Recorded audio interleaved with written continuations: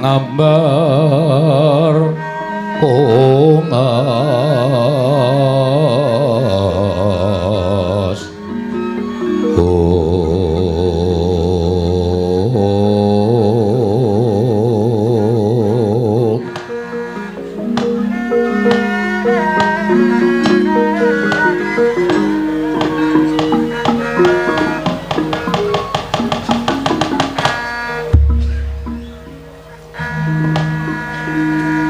Sukmono mati luwih ana sasmintan ingsun jagat wasisaning Ubathara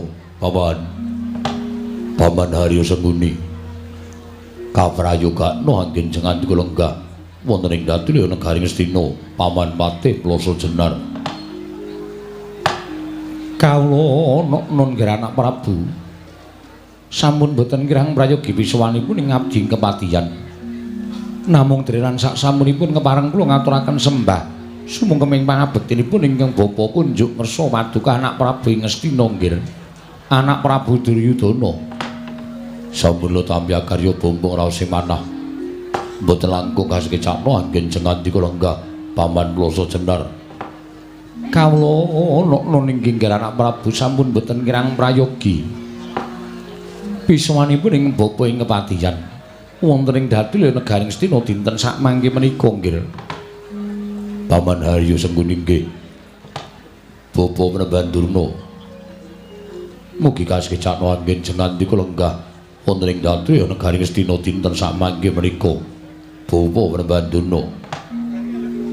Astaka swala sila bertapa swalu kimbal sumarante hawala. Kula nuwun inggih, Ger. Sampun boten kirang prayogi wiswanipun ingkang Bapa ing Sukalima wonten ing Datul Negari Ngastina.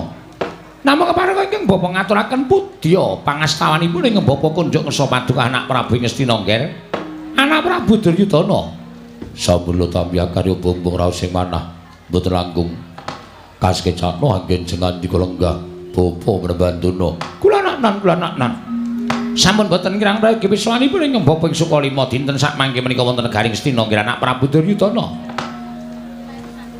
Menapa dene Kakang Prabu Karna ing Awangga mugi kasekecakna anggen jengan kula lenggah ingkang raine diambabaraken wikatos ing pasiwakan Yayi namung estu padha dawuh paduka Yayi Prabu Ngastina namung driran sak samunipun kemareng kula ngaturaken salam taklimipun ingkang rupa kunjuk ngersa paduka Yayi Prabu kadang kula Ngastina sampun tampi karya bombong raos sing manah mboten langkung kasekecakna anggen jengan kula lenggah Kakang Prabu Karna ing Awangga kawula nun sampun boten kirang mligi wiswanipun ing ngraka ing Awangga wonten Negari Ngastina dinten sak mangke menika Yayi karta marma prayogakna nurung adhep lho dari sampun boten kirang prayogi Koko Prabu kepareng kula ngaturaken sembah sumangga ing pangabektinipun ingkang rayi kunjuk ngersa paduka Kanjeng Koko Prabu jimat sembahan kula Koko Prabu pengayoman kula Dimas Kartomarma wis ndak tampa. Ora liwat pangestunipun Kakang Wratakna mring kadang ingsun kang bodhang kandung seba jroning Datul Negara Ngastina. Kawula nun menawi sampun paduka dawuhaken badhe kula candhi nggo jimat. Kula nuwun sewu nggih. Semung kaget raos sing manahipun ingkang bapa ing kepatihan. Karana dinten sak mangke kula nampi timbalanipun paduka anak Prabu supados angarake tata pagelaran wonten ing Datulaya tumunten angrawuhaken sangganing para pinisepuh miwah para nayaka punggawa Negari Ngastina. Kagiyaten manahipun ingkang bapa dereng paripurna tumunten paduka sampun kepareng pinarak lenggah madaning Datulaya. Menapa wonten badhe miwah menapa badhe ingkang dipun ngendikaken dening anak Prabu Ngastina. Kepareng ingkang bapa nedya nganglungaken jangga nilingaken karna mastuti sabda utama paduka anak Prabu Ngastina nggih anak Prabu Duryudana. Semanten ugi ingkang bapa ing Sukalima nggih. Mboten wonten ingkang gumana musik salebeting manahipun ingkang bapa. Namung tambuh salebeting manahipun ingkang bapa ing Sukalima baya wonten wigatos menapa. Dene paduka anak Prabu ngawontenaken pasewakan ingkang beneh kalan adat ingkang sampun. Menawi kepareng kawedaring kathah tumunten kababarna nanging menawi ditumraping para kadang sentana monggo kula dherekaken manjing salebeting kedaton pepanggihan catur netra kalawan ingkang bapa ing Sukalima nggih Yayi. Nadan ingkang roke ngawangga semanten ugi kula cemadhong dawuh timbanipun Paduka Kyai Prabu Ngastina. Kepareng ngambah baron ingkang sejati dhateng roke ngawangga. Kula nedya midhangetaken ingkang tetela Kyai Prabu Ngastina. Handrah ingkang muswita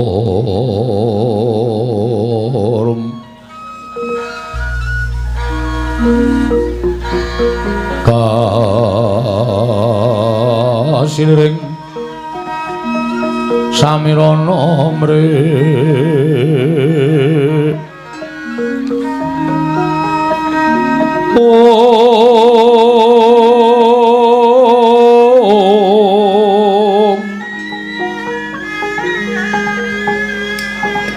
sekar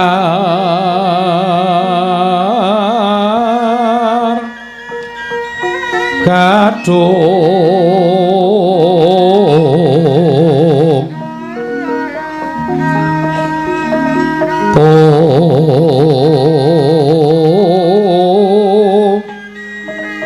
ngage mriku kula mboten badhe ngrembak babagan negari Ngastina. Kula mboten badhe ngrembak kawula negari Ngastina miwah. Kula mboten badhe ngrembak dhateng kawontenanipun ingkang putra piyambak menika babar pisan mboten. Namung badhe kula rembak madaning pasiwakan negari Ngastina menika krana kula nampi sasmita ingkang wonten gandheng jenengipun kalawan satunggiling priyagung miwah wini sepuh negari Ngastina. Kula nuwun pangapunten nggih. Mengko suraos kados pundi dene Paduka paring dawuh mekaten teka Paduka badhe ngrembak sasmitaning Jawata ingkang wonten gandheng cenengipun kaliyan kawontenanipun pinisepuh negari Ngastina. Semanten ugi ingkang bapa Sukalima, monggo-monggo Nger pratihambah baraken ingkang sejati. Langkung cetha pangandika Paduka, sinten? Kula wau kados-kados kula miwaha satunggiling priyagung menika daup asta lumiyat madaning negari Ngastina. Tegesipun negari Ngastina menika nggadahi damel inggih menika kajatipun inggih menika pinanganten ing mapan wonten negari Ngastina. Nuwun sewu. Monggo miturut ujaripun para sepuh pasumpenan ing Paduka lampahi menika kula nuwun sewu lho nggih. Menika tegesipun awon. Langkung-langkung menawi ngembet wonten salah satunggiling priyagung utawi pinisepuh negari Ngastina. Kula nuwun sewu nggih. Kok malah kuwatos raos sing manahipun ingkang bopeng kepatihan. Sakmangke kula aturi paring dawuh sinten ingkang kababar kawursita madyaning pasumpenan Paduka ingkang sampun Paduka ngendikaaken bilih menika satunggiling pinisepuh negari Ngastina. Kula aturi mbabaraken ingkang sejati Pamanarya wonten timbalan mboten kanthi kanyono-nyono nalika kula nglampahi pasumpenan menika kula wau ingkang kababar kawursita madaning pasumpenan mboten sanes kejawi namung Bapa Mremban Durna anggenipun sambutipun dandosi cara pinanganten kakung badhe lenggah madaning dampar pinanganten ingkang papan wonten negari Ngastina. Monggo nyatanipun sareng kula tiling-tilingaken paningal kula dereng wonten calonipun pinanganten putri dumadakan dereng purnanggen kula gadhahi raos kagiat tumunten kula nglilir sanggenipun Indra pungun-pungun dumugi sapriki raos kula was kuwatir lan sumelang menawi wonten menapa-menapa ing badhe ngembet dhateng kasugenganipun Kakang Putra Bapa Mremban Durna ing mekaten paman dinten samangke kula nglempaken para sepuh para punggawa supados sakmangke sami wenggalih badhe menapa ingkang kedadosan kaliyan Bapa Mremban Durna. Aduh nggih nyawa-nyawa jimat kula. Sareng Paduka paring dawuh ingkang mekaten tur dasaripun ingkang kawogan sakmangke menika lenggah. Kula nuwun sewu. Monggo latri ndangu dhateng ing kawogan piyambak. Langkung-langkung Kakang Mremban Durna menika mujudaken satunggiling brahmana. Monggo lupiya ingkang sampun kelampah bilih pasumpenan tiyang nambut sinaning akrama menika kula nuwun sewu badhe cepak bilahinipun. Menawi Kakang Mremban Durna menika satunggiling brahmana ingkang limpat lantip pangestinipun kula kinten piyambakipun saged dados rana supados saged oncat saking bebaya ing ngamembet dhateng sugengipun Kakang Penemban Durna. Bawa Durna, mboten dawuh nggih. Bawa Durna midhanget piyambak. Kula nyumpenakaken Bapa Penemban Durna menika kadidene nyandhang cara pinanganten. Alhamdulillah. Monggo nyatanipun pinanganten putri dereng wonten. Bapa Durna lenggah piyambak wonten ing dampar pinanganten. Bapa Durna kuwatos sing manah kula menawi impen menika kula wau badhe awon tumanduk Bapa Penemban Durna. Awon lampanipun ing tumanduk dhateng Bapa Penemban Durna. Monggo jaring para sepuh ngendikanipun para pinter nyebataken wong yen limpi dadi manten menika badhe cepak bilahinipun. Bapa Penemban kados pundi anggen paduka badhe menggali babakan pasumenan ingkang sampun kula lampahi menika Bapa Penemban Durna. Ah, gandhap legudug swalu gembel. Samarante, hawala. Kula nuwun pangapunten, Ger. Sedaya menika rak namung gugon Tuhan. Sedaya menika estunipun namung pitados kalian boten. Menawi wonten ing kisah menyebataken yen to wong ngimpi dadi manten menika bakal teka bilahi. Kula nuwun pangapunten lho, Ger. Mati uriping manungsa menika boten gumantung dhateng pasumpenan. Mati uriping manungsa menika boten gumantung dhateng sasmita lumantar pasumpenan. Nanging pejagesangipun titah menika gumantung dhateng panguwasaning dat campur wengdat. Menawi impen menika kala wau dipun pitados. Menika mangke menawi upami badhe nglampahi lelampahan ingkang boten sae, tumunten dipun gathuk-gathukaken. Menika tegesipun menawi cara Jawi nyebataken otak-atik gathik, gathuk. Inggih. Mila sampun ngantos panjenengan niku kuwatir dhateng menapa ing sampun panjenengan lampahi. Jan nyatanipun kula menika wong salwangsul nyumpena babakan ingkang awon.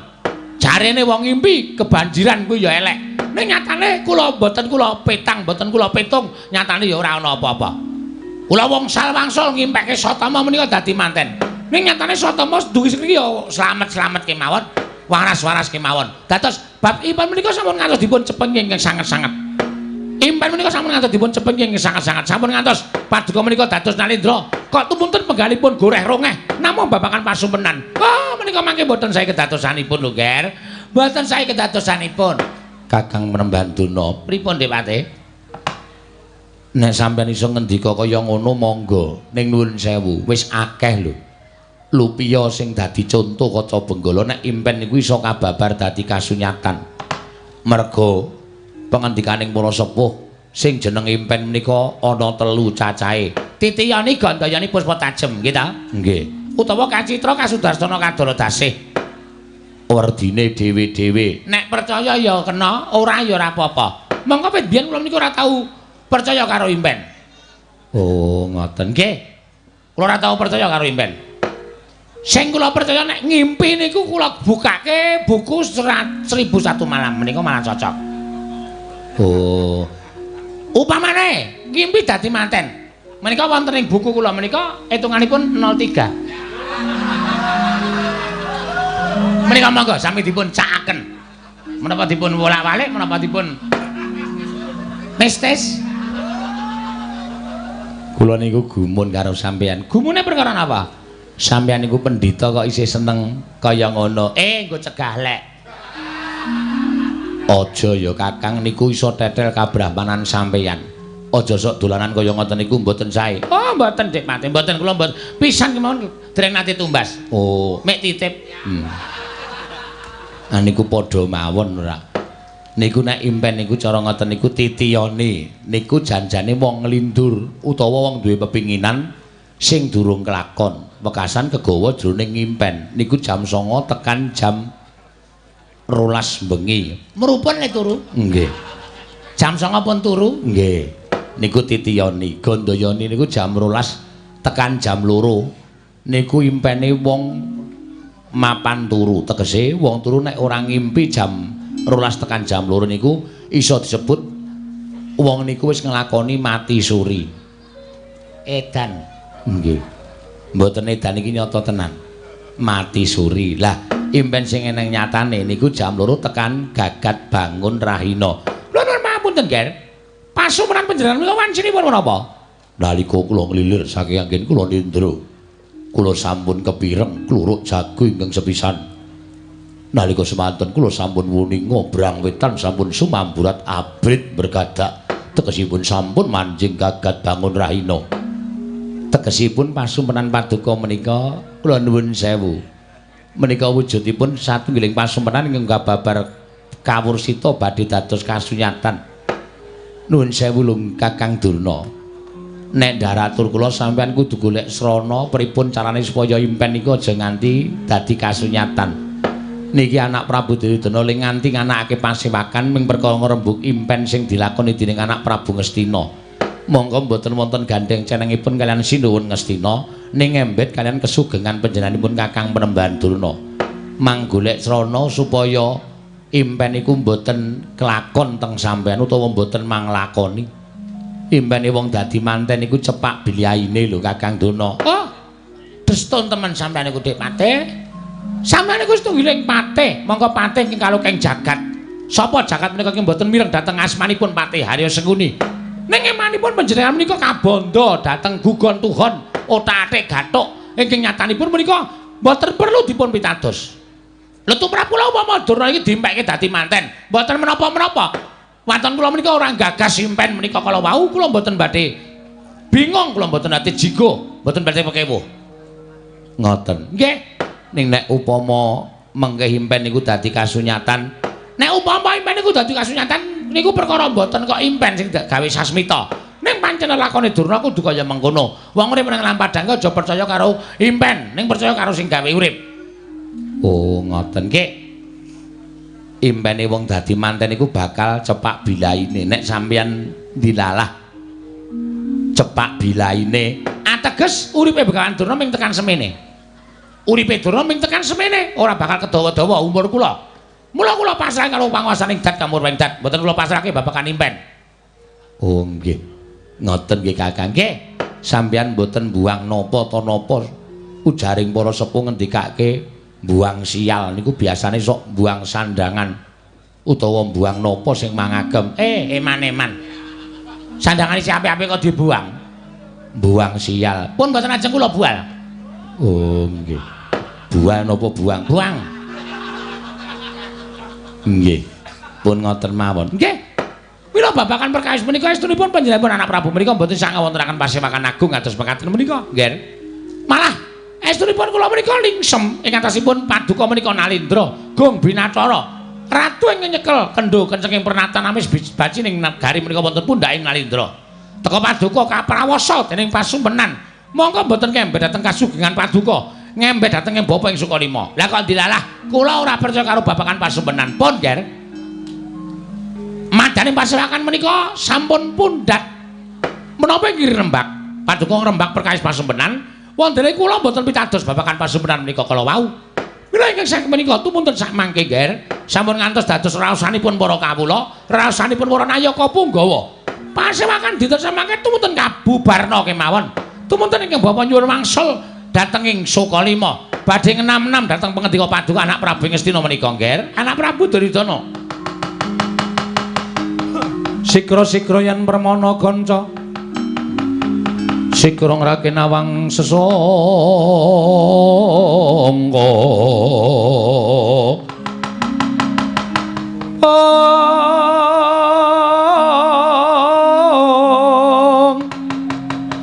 Nalendra mbek marwa sing sang Katri kumulung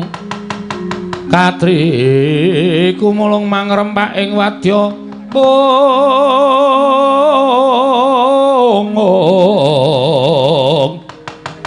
Kurta kurare kakiri-kiri prananggana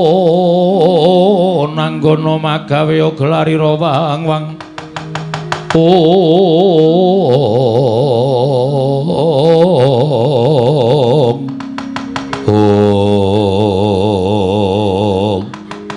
Didemadane pasewakan negari Ngastina. Nalika semanten midhangetaken sabdanipun pandhita ing Sukalima Brahmana Begawan Durna. Ingkang pungkasan dadosaken legeng penggaling nata Ngastina Prabu Duryudana. Nglenggahi kanyur minangka wardu kanyur damel ganten wadu Jarawangesa. Nginang udrung abang dur manding dasaring pertolo kasaru geger njaba. Piyak ngarsa tang ping uri seban punamu apa to kang dadi darunane. Ora macan rangke Gajah Mada saka Wandilan. Kejawi sinten ingkang wantun minggah dhateng negaring Astina. Kanono lan kejawi amung abdi Panakawaning Madukara abdining para Pandhawa. Atmajaning Lurah Semar ingkang Wuragil nenggih Lurah Bagong ingkang drajak minggah dhateng karya cingak kang samya mulat.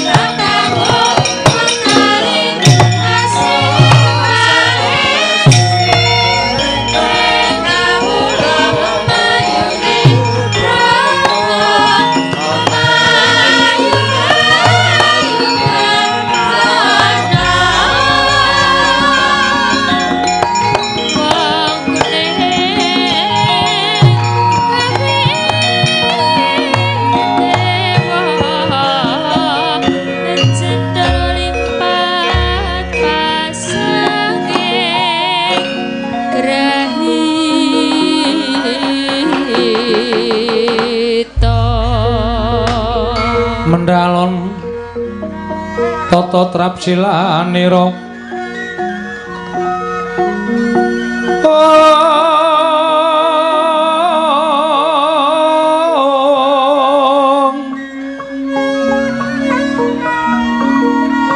ngajamaken astanira kalih astanira kalih pisan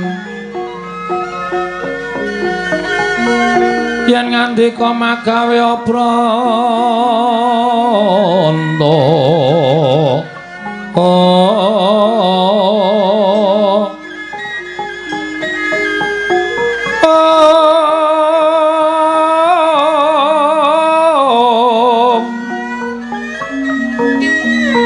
yen ngandika magawe apranta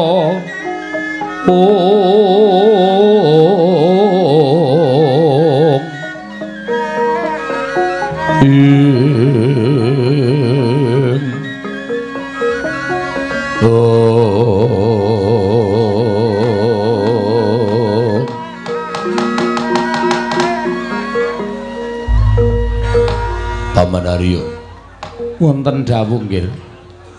Dereng ngantos paripurna anggen kula nampi sabdanipun Bapak Durna. Menika mboten pangling kadi sowanipun Bagong wonten negari Ngastina paman. Lelelele. Adat saben iki sing sowan mesti Petruk. Iki kok Bagong sowan negara Ngastina. Inggih. Mbok menawi Bagong gadah wigatos nggih tumuli katimbalana. Oh Durna. Wonten dawuh. Mugi-mugi menika sanes impen ingkang badhe babar dados kasunyatan. Dene sonten-sonten Bagong sampun sowan wonten negari Ngastina. Oh, katimbalana menapa wigatosipun Bagong sowan. Miturut praenanipun Bagong menika sajake kaya wong kesusahan. Kaya wong keserakat. Tumunten kaparingana nggih, kaparingana. Sedasa ewu napa gangsal 12.000. Supados enggal Bagong menika kesah saking Datlaya. Lah ing atase kene iki nggon papaning para priyagung, papaning para luhur, papaning para nayaka punggawa, wong sing duwe derajat pangkat. Lah kok dienggo drajikan batur, dienggo drajikan Panakawan. Kakang Durna, pripun? Mbok nek ngendika niku sing penak. Mengke nek nganti arepa mingsak Bagong nek nganti nesu karo sampeyan, malah kriwikan dadi grejekan geguyon tadi tangisan. Giri lusi jalma tan kena kinira. Aja sok kulina ngempukke watu ngatoske banyu. Bagong sowan menika durung karuan jejaluk. Kok malah sampeyan ngarani sing ora-ora. Paman Arya, Munten timbalan Gendel Rangrumiyin. Kula badhe ndangu sowanipun Bagong. Panakawan Bagong. Padha raja sak praptamu Bagong ana ing negara Ngastina. Panakawan Bagong. Nonamit pasang Kalimantabe tinebena ing ladune demawaing tawang-tawang linepatna ing tulak manuk podang. Kepareng kula ngaturaken sembah mambekti kula njenengan. Ya Bagong tak tampa pangestuku tampanana. Lha pundi nggo jimat paripe ndayanana ing kasantosan panemene rambut Duryudana kula cancang pucaking remi. Dumaweng wijang rumketing gonggong. Andel ora. Kula cancang pucaking weni. Nun, weni. Weni dudu remi to? Dudu. Weni. Dumaweng wijang rumketing Werdaya. Ora gonggong? Ora. Rumketing Werdaya ndadosaken cahya nur cahya daging rakayuanan. Sinuwun. Ya Bagong. Prayoga nunggon ngadep. Sampun mboten kirang prayoga nggih kula ngabiyen sami kula mawon Durna. Panakawan Bagong padha raja sak praptamu. Pathak patih. Pathak ki sirah nding. Patih Harya Sengkune. Wilujeng bekti kula kunjung ngene kene patih. Iya Bagong pangestuku tampanana. Kula pundi nggo jimat paripe ndayan ning kasantosan. Oh. Bagong padha raja sak praptamu. Remban, piye Bagong? Niki kula mengelek-elek. Kula mengemotke karo sampean. Aja sok kulina ngilani karo dadane wong liya, aja sok kulina ngiyas karo wong liya. Arepa Bagong niki pasuryane ra iku ketok memelas. Ning sapa sing ngerti nek Bagong niku pancen kere? Ning arepa kula niku macak kere kaya ngoten. Kula niku wong desa. Wong desa niku nek sugih ra ketara. Pancen sandangane pating sleber. Sleber ki apa? Pating slawi ora karo-karuan. Nek lunga meh nganggo caping, ning lemahku nek meh nggo guru ki ndiasmu iso. Ngandel ora. Senengane ya wis ngembe dhisik kok. Wong Bagong ki wong glelenge ora jamak kok diembe. Ngono. Sokalima didol didu karo lemahe Bagong nek nganti nggon aku kalah karo Sokalima. Sokalima kuwi sampean ora tuku. Kae ora ana sertifikate mergo kae bumi perdikan. Paringane Sinuwun Ngastina. Kowe nek ora dikai Sokalima, kowe iki ya kere, Dur. Semangkean. Apa kowe ora sadar? Apa dikira aku ora ngerti ceritamu? Kowe iki diangkat dadi gurune Kurawa Pandhawa mergo kowe pamer kabisan. Njupuk Gendhaga isi Lengatala nganggo suket dom-doman terus didadekke gurune Kurawa Pandhawa. Ning biyen kowe dek jaman Satama isih enom, isih bocah, kowe turut prapatan ngemis mung goleke sego sepincuk Satama. Kapok ora. Senengane kok ngembe karo wong pengalaman. Nyepelekke, aku rene iki ora ngemis. Aku rene iki ora njejaluk. Ning aku ana Wigita, Wigati. Anak Prabu kan. Sinuwun Prabu Duryudana. Oh iya Bagong, aku njaluk ngapura ya Bagong. Agene ra urung. Debat piye? Lho. Kok nantang karo aku rumangsane nyepelekake. Oh iya njaluk ngapura sing wis ya wis. Sing ana dibuang sing becik digoleki aku njaluk ngapura. Aku ora sengaja yen aku ngece karo kowe. Cecu nang kuping. Untung aku iki wis ngrumangsani tuwa.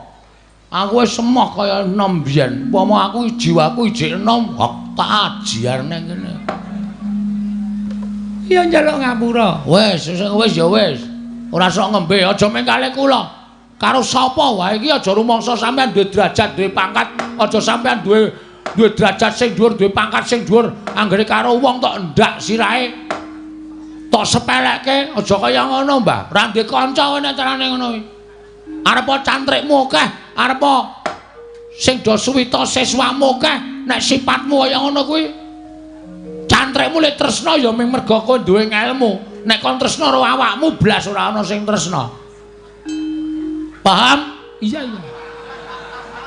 Slatak sisan. Bagong sing sabar. Piye? Anu. Ngapunten lali. Ratu kok dipiye? Ya ngapunten panjenengan ya ora supe ale lagu-lagian kula to. Iya. Kula niku sok sembrono. Iya, Bagong. Bagong padha raja sak praptamu. Sinuwun Prabu Basukarna. Wilujeng bekti kula kanca nggih sinuwun. Iya Bagong, tak tampa pangestu tamanono Bagong. Lho nggih. Oh, kuwi sing ratu ngawangga digdaya sekti kalintang persasat kondange menungsa setengah dewa kadigdayane wae karo aku. Bagong, padha raja sak praptamu. Manten mundur karena wilujeng ya prayogan ya Bagong. Aku kowe kok mangkai 10.000. Kowe tak andani ya, Dur. 10.000 ki nang omahku ki ora ana ajine. Kowe ngerti nek aku dong tengok ning ngarepan. Wong mantuk karo aku 10.000. Meng mantuk tok ngono, aku mantuk langsung tak bandem 10.000. Dadi kowe aja ngece karo aku. Ning nek ngundang Mas Bagong 15. Nek liwat karo muni kanjenge 150.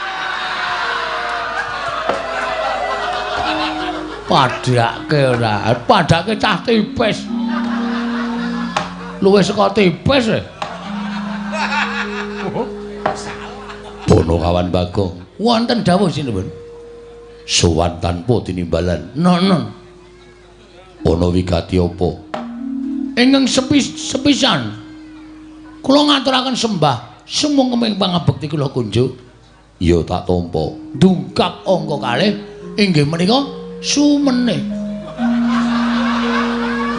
Caedan.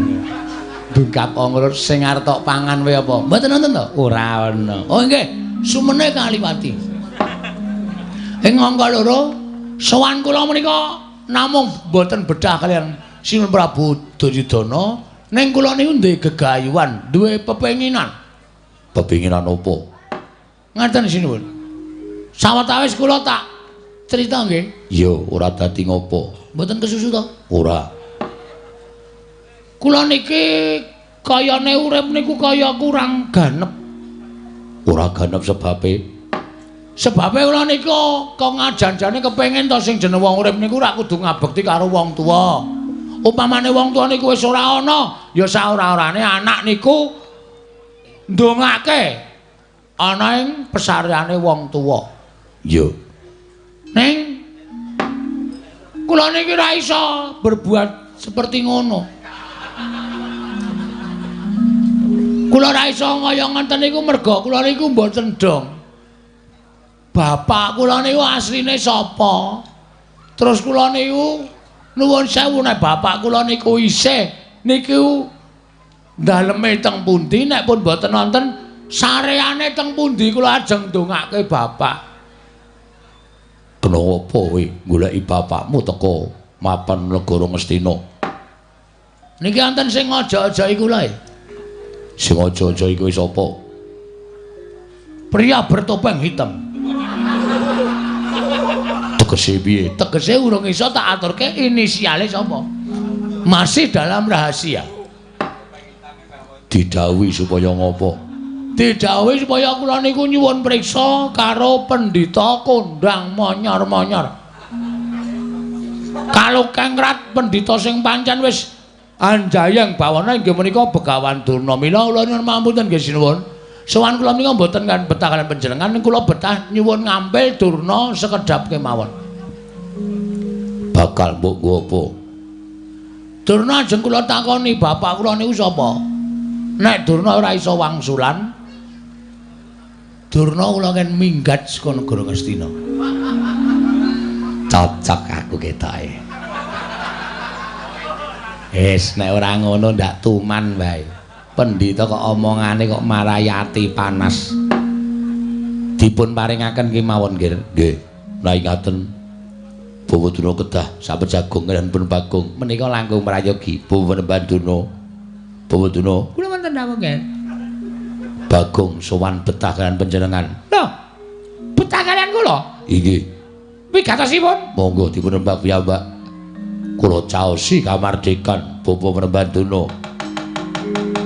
Durna panalingane lumajaring ratri. Dinenggak jangganira kapisanan.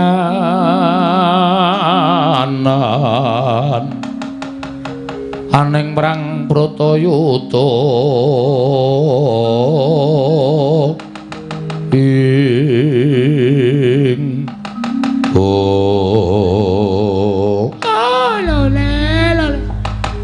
entos walu gempol manyar-manyar doneng dungkul wana dadi asas dadi wana. Bagong, nun. Ngendikane ana Prabu Duryudana kowe buta karo aku? Nggih. Butamu karo aku ngapa? Kula ajeng nyuwun priksa, Mbah. Kula niku janjane dianak-anake saka sapa lan kula niku bapak kula niku sapa? Lho, kowe iki goblok apa piye? Kowe 10-an taun nganti mangabad-abad melu karo Semar Badranaya. Cetha wong semene akeh padha ngerti yen kuwi anake Semar kok ndak takon bapakmu kuwi sapa? Kosike. Nek mung perkara kula anake Semar wae pancen ya do ngerti kabeh. Ning jebul setelah kula cek teng kelurahan niku ternyata kula niku mung anak pepekan.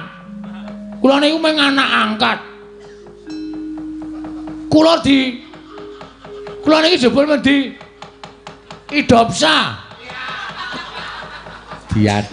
adopsi karo Semar. Lah asline kula niki pengen goleki karo bapak. Bapak kula sapa? Nek pendhita-pendhita ngendi pertapane, nek ratu, alhamdulillah aku anak ratu. Ratu ngendi negarane, nek satriya ngendi kasatriyane. Lah kok dadi kowe takon aku? Ajarane sampean pendhita ampuh. Perkara ampuh karo ora kene aku ora ngerti karo bapakmu. Mergo laire dhisik kowe. Ah, kula ngerti nek laire ini dhisik kula maring sampean. Nek sampean iku kondang pendhita ingkang wasis ngerti karo lelakon sing panjenengan boten ngerti karo lelakon sing bakal lakon, tegese netra sampeyan iki iso nyawang masa depan atau masa lalu. Mrengking saking menika nek sampeyan wis wani ngadeg dadi brahmana niku sampeyan kudu wani ngaturke bapak kula sapa. Nek sampeyan ora iso ngaturke bapak kula sapa, sampeyan kudu lunga saka negara Ngastina. Lho, kok sik kowe aja ngawur. Lah kok dadi kowe ngusir karo Begawan Durna? Saka pertapan saka 5 saka negara Ngastina iki karepmu piye? Derajatmu mung Batur, derajatmu mung Ponokawan kok ngusir karo Begawan Durna. Dasarmu apa? Lho, nek kula omongi dasare sampean mesti mengke kalah. Nggih napa mboten? Ayo Kakek, kandha dasarmu apa? Astina iki nek sapa? Lho, kagungane anak Prabu Duryudana. Ah, ora penemu sampean. Mergo sampean dibayar. Dibayar karo anak Prabu kok anak Prabu terus iki dibayar karo Sinten Prabu Ngastina. Tumuli sampean ngakoni nek sing duwe Ngastina niku Prabu Duryudana nek janjane ora, Mbah.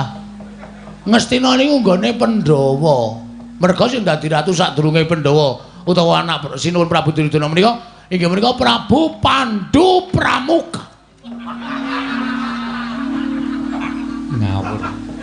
Prabu Pandhu Dewayana, Prabu Pandhu Dewayana. Niku Nalendra Ngastina. Apa ta sebabe? Kok Sinuwun Prabu Pandhu kok ora maringake negara marang para Pandhawa? Sap iki sebab disingkat dadi Sap. Sap Prabu Pandhu Dewayana dibanjut karo dewa. Dibanjut karo dewa nalika Prabu Pandhu niku nyuwun ngampil titiyane Sang Hyang Jagadgirinata inggih menika Lembu Andini dinggo titiyane Dewi Madrim. Dudu Bathik Madrim lho. Dewi Madrim. Nganti Prabu Pandhu sumpah menawi sing pulun Sang Hyang Jagadgirinata menika maringaken ngampil Lembu Andini benjang pejah kula sagah manjing wonten ing neraka. Ngoten niku. Monggo Prabu Pandhu pun nate nampi sumpahe Kidang Kimindama. Duk nalika Prabu Pandhu bebedak wonten ing alas ana kidang loro lanang wadon arep do piye? Ora usah tak genake, sampean wis ngerti dhewe jaman sampean karo jaran. Hus. Melancang ucapmu, ayo wis ngono kuwi. Lagi do ambus-ambusan. Dening Prabu Pandhu dipanah. Terus badar Resi Kimindama nyupata karo Prabu Pandhu. Pandhu ana wong arep sakaron sih, ana wong arep saresmi kok tok ganggu. Mula kowe iso nek nganti wani campur karo bojomu ing kono bakal tibaning pesthi kowe tekaning pati. Sedhe Prabu Pandhu. Ha piye ndek bojo loro? Ra iso digapak-gapake. Nah, Prabu Pandhu tumuli dibanjut dening dewa. Sampune dibanjut merga Pandhawa isih cilik-cilik, Prabu Pandhu tumuli nitipke negara kalian rakanipun inggih menika Prabu Destarata. Kakang Adipati, kula titip negari benjang menawi Pandhawa sampun dewasa kula maringaken dhateng Pandhawa. Ning wangune Prabu Destarata ngemut gula krasa legi luwe-luwe diojo-ojoki karo kiwa tengening Prabu Destarata, ya kuwi adine Ipe. Adine Ipe, Prabu Destarata sapa? Aku. Wis ngaku wonge wis ngaku.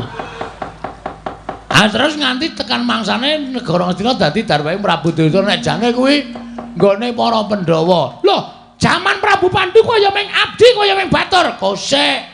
Sing yasa Ngastina iki Prabu Sentanu. Aku ya momong, Mbah. Prabu Sentanu yasa negara Ngastina. Niku nuwun sewu. Kula nyuwun pangapunten lho, kula niku melu ngudak semen. Melu gawe pondasi, melu ngunggahke blandar. Dadi kula niku duweni hak tumraping negara Ngastina. Mula nek Ngastina ngene iki ana wong sing ora iso dipercaya, luwih-luwih pendhita sing ora nyata, Bagong tidak terima. Harus go on. Kleru. Harus out saka negara Ngastina.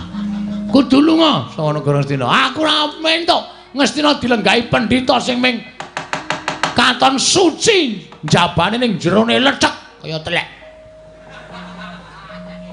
Bobotuna kados pundi? Seketap kir. Wah, lole. Apa iki numuse ya, Kang? Numuse apa? Impen mau. Hus. Aja disambung rapet karo impen. Ora ana sambung rapet karo pasumenan. Upama ana sambung rapet karo impen apa ya Bagong iki bakal keduga dadi Senopatine Begawan Durna. Oh, ora bakal iso. Bagong ora bakal iso dadi Senopatine Begawan Durna. Merga Durna kuwi ora bakal iso dipateni dening ponakan Bagong. Sing kandha sapa? Ha listrik kowe tak pateni kowe modar kabeh kok. Apa meneh menungsa? Pun sampean mang ngomong. Ngerti mboten bapak kula? Oh, Bagong.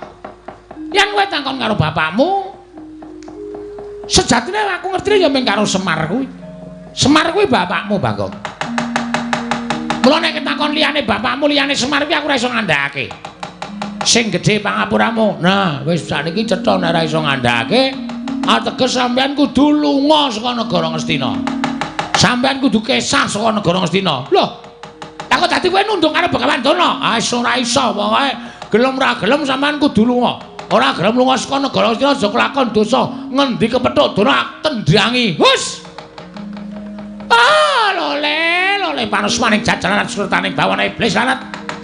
Lah kok dadi kowe kaya ngono, Bagong? Dinengke karo wani karo Begawan Dana. Aku ki ala-ala ki priyagung. Aku ki piyai luhur. Aku ki pujanggane negara Ngastina. Kok meng diwaneni karo kere gedhi bal 17 kaya kowe iki. Kowe iki dinengke malah nyelangkrak sak dhuwuring tenggak. Aku ora ngerti karo bapakmu, kowe arep minggat ya sakarepmu, ora ya sakarepmu. Legane atiku.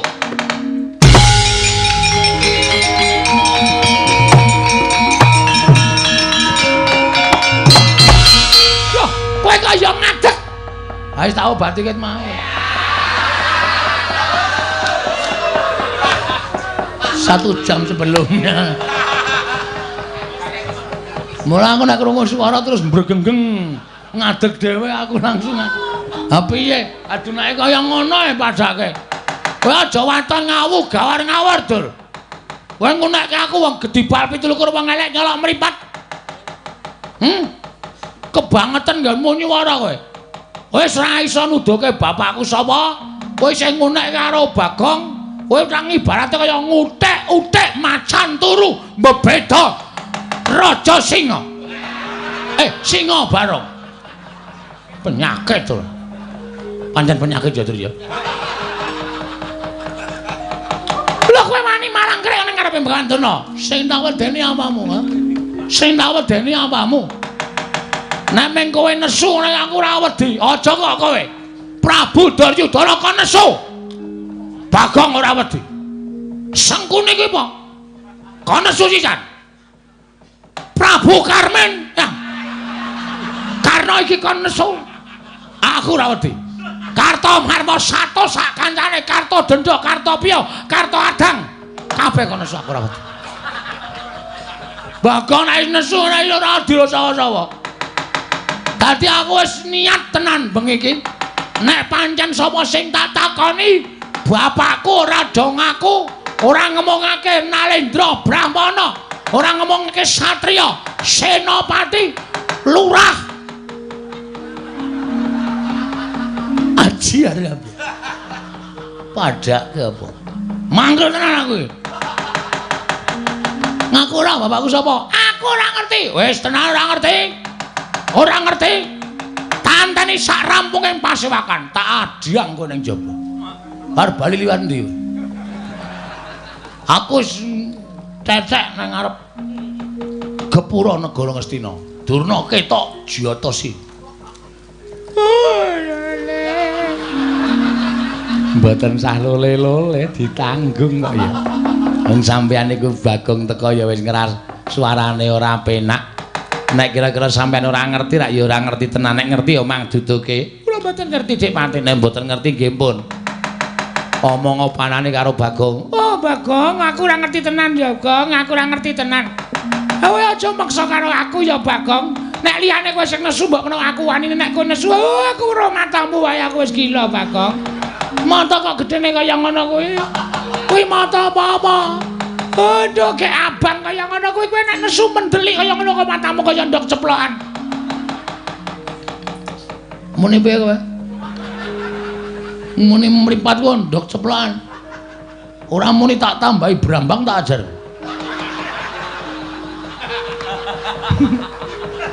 Tak ajar tenan ya. Ora nyepeleke lho. Bagong nek katokan teneng abang ini berarti malam ini dari sore sampai pagi Bagong ngerol. Tenan iki aku ora baen-baen. Ayo, pokoke kowe kudu ngerti. Aku ora ngerti tenan, Pak. Ora ngerti tenan. Ora. Syarat jopo. Wah,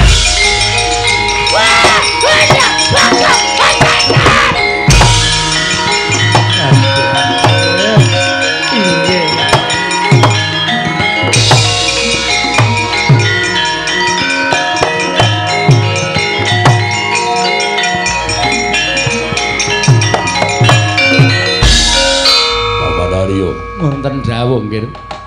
Lah ngaten cetha perlambang kang kula tampi Bawa Durna badhe nandhang kesisahan krana kula nampi perlambi tulumantar merganing pasumenan. Inggih.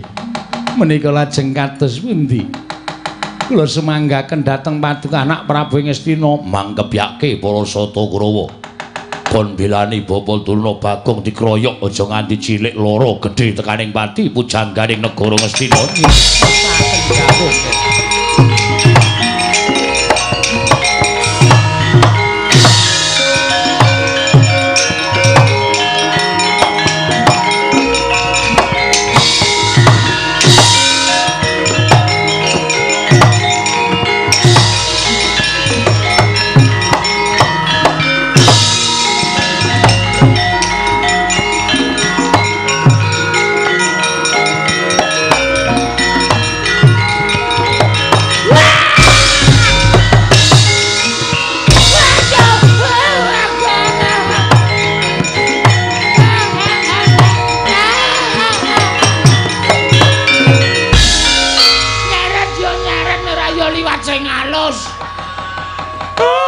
Undang-undangan barang aku disek nganti sirahku suarane tok. Apa ora kowe? Nyepeleke. Aku nek wis nesu ora baen-baen. Oh, kowe engko tak kandhake bapakmu yen kowe gawe geger negara Ngastina. Omong. Semar tak pasung ning pawon. Ora bakal wani Semar ngelekke karo aku. Gareng wis tak ancam, Petro wis tak ancam. Truk, Reng. Ya umbengi iki arep dadi lakon. Nek kowe arep ngisuh ngandhani awak, kampak sirahmu. Do pucet sirahe. Mula bengi iki aku gleleng tenan. Oh, kowe engko bakal dikeroyok dening Sata Kurawa. Piye? Keroyok dening para Sata Kurawa. Lho, Bagong rene iki ora mung ijane. Lho, kowe nggawa kanca? Nggawa. Wong pira? Wong 5. Papat 5, papat 5 karo aku wis pas. Arep perang Pargonggong arep.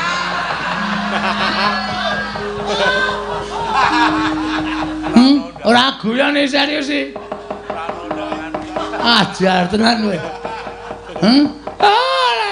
Kowe engko bakal dikeroyok dening para Sata Kurawa.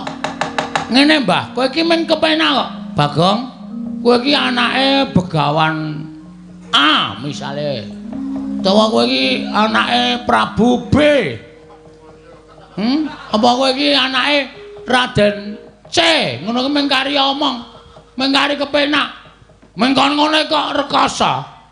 Hah? Aku ora ngerti tenan, Bagong. Aku ora ngerti tenan. Aku ora ngerti tenan, Bagong. Aku aja tak tutuk. Aku iki arep ngelapi keringet. Ora arep ngampleng karo kowe ora. Aja sumelang. Aja wedi, aja sumelang. Oh, lele. Iki mengko Kurawa bakal teko ngrene ngroyok karo kowe. Nek kowe ora gelem ngeculke karo aku. Halo sayang. Karo kowe. Ora karo kowe. Jijik aku. Untune ae ireng ngono.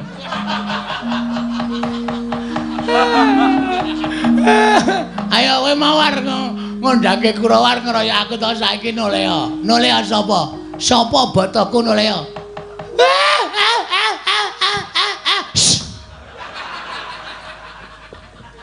Pendhita kok nangis kaya Yamaha 75. Ngak. Ya nek nggawa damen ora kuat kan ngak.